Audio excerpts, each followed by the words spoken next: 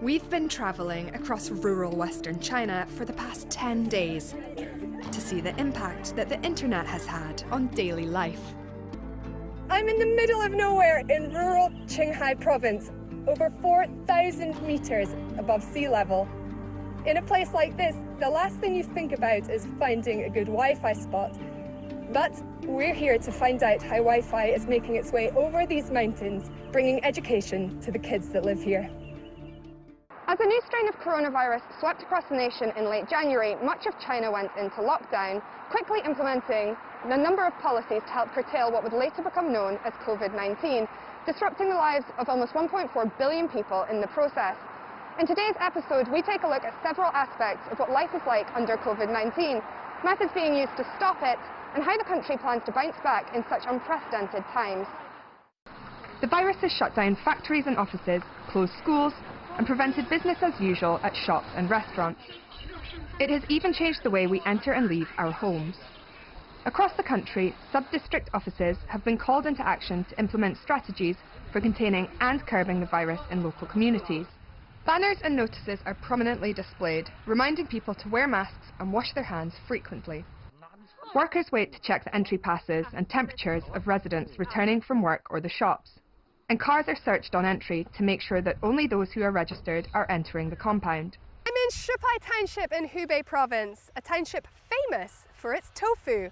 In fact, of the 259 households here, people from over 240 of them work in tofu production all over China and even abroad. Now, it's a little noisy today. I'm in a field and it's harvest season. I can see some farmers over there working, so I think I'm going to go and ask them some questions. I'm Morag Hobbs, and over the last 2 months I have been filming with the members here.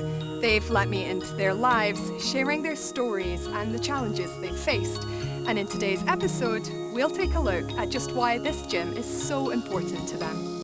The Beijing 2022 Winter Olympic and Paralympic Games are fast approaching.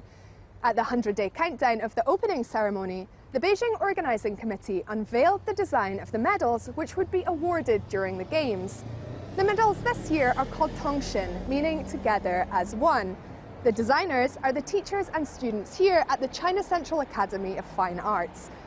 But how do you even begin to find the inspiration and design something worthy of such prestigious athletes? I've come down to find out more.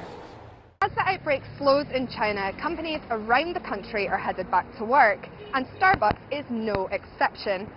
It's the perfect time to try something new, and the company is hoping that the products it's released this week will draw in curious and environmentally conscious diners.